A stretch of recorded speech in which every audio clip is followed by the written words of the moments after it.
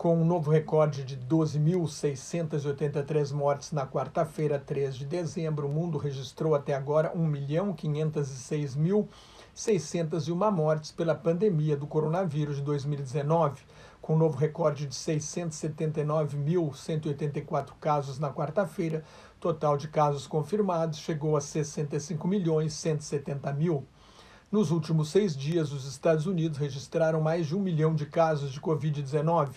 A cada 30 segundos morre um americano da doença. O país tem 14.143.000 casos confirmados e 276.366 mortes. Os ex-presidentes Bill Clinton, George W. Bush e Barack Obama se ofereceram para tomar a vacina em público para incentivar os americanos a se imunizar. A China terá 600 milhões de doses da vacina prontas para uso ainda neste ano, revelou um cientista que participa do desenvolvimento dos imunizantes. O anúncio oficial deve ser feito na próxima semana ou na seguinte. O ritmo de contaminação na Europa caiu pela terceira semana seguida, desta vez em 13%, mas a Organização Mundial da Saúde adverte que a pandemia está longe de ser controlada. A Itália, sexto país do mundo em número de mortes por habitante, registrou um novo recorde de mortes num dia, 933, superando as 917 de 27 de março, pico da primeira onda. A Alemanha e a Grécia prorrogaram as medidas de confinamento. A situação é preocupante também na Croácia, na Sérvia, na Eslovênia e em Luxemburgo. O estado do Rio de Janeiro tem o maior número de mortes por habitante do Brasil e um dos maiores do mundo. Se o Rio fosse um país, teria a terceira maior taxa de mortalidade do mundo, atrás apenas da Bélgica e da República de São Marinho, um pequeno país estatisticamente irrelevante. São Paulo estaria em 7º lugar. O Instituto Butantan recebeu insumos da China para fabricar 1 milhão de doses da vacina chinesa Coronavac. O estado de São Paulo já recebeu 120 mil doses prontas para uso. O governo João Dória anunciou que a vacinação deve começar em janeiro, 2 meses antes do previsto pelo governo federal. Antes, Dória havia dito que começaria em dezembro.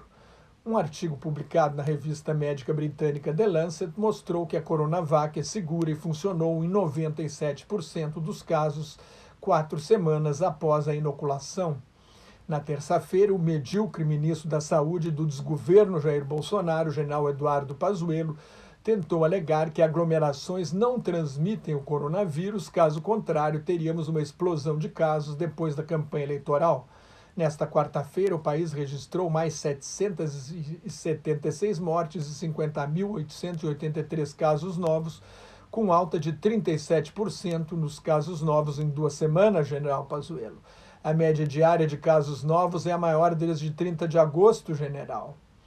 General, que está lá supostamente por ser um especialista em logística, não organizou até agora o programa de vacinação. Na verdade, Pazuello está lá por não contrariar o presidente incompetente, principal responsável pelas 175.307 mortes e cerca de 6.487.500 casos confirmados. Repito o que eu já disse aqui, se o Brasil tivesse levado a pandemia a sério e seguido o exemplo da Coreia do Sul, teria menos de 2.200 mortes. O resto vai para a conta do desgoverno Bolsonaro. Mais impressionante é que isso não se reflete nas pesquisas de opinião. O presidente ganhou popularidade com a ajuda de emergência, embora o dinheiro seja público, ou seja, de todos nós, e metade do valor se deva ao Congresso Nacional. O governo não queria dar nada. O ministro da Economia, Paulo Guedes, propôs que as empresas parassem de pagar salários e dispensassem os trabalhadores por 4 meses sem nenhuma compensação. Depois, concordou com uma ajuda mensal de R$ 200. Quando a Câmara dos Deputados aumentou para R$ 500, o presidente decidiu que seriam 600 para ter a palavra final e levar a glória. Mas Bolsonaro não mostra a menor preocupação com a saúde da população, nem sensibilidade com a tragédia de dezenas de milhares de famílias. Só está preocupado com a reeleição. A alta recorde de 7,7% no produto interno bruto no terceiro trimestre, abaixo da expectativa do mercado, foi insuficiente para eliminar as perdas com a pandemia e a recuperação vai perder força com a retirada da ajuda de emergência a pessoas e empresas.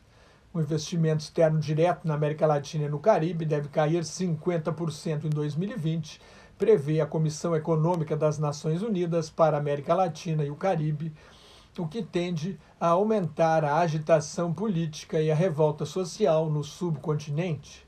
As Nações Unidas prevêem que o impacto econômico da pandemia possa jogar mais 200 milhões de pessoas na miséria até 2030.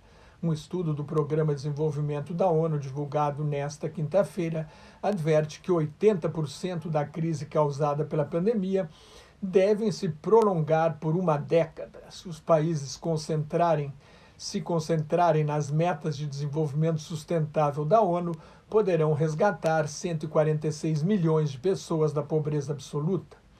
Cerca de 44% da população da Argentina, 20 milhões de pessoas, estão na miséria. Quando o presidente peronista Alberto Fernández assumiu, um ano atrás, a pobreza atormentava 40% dos argentinos. Mais notas e comentários sobre política internacional no meu blog Globalização em Crise, que está em nelsonfrancojobim.blogspot.com, no meu Twitter e no Facebook, onde também colaboro com o grupo Quarentena News. Cuide-se, fique em casa, se não tiver nada muito importante a fazer na rua, use máscara e mantenha a distância se sair à rua, e muito obrigado pela atenção.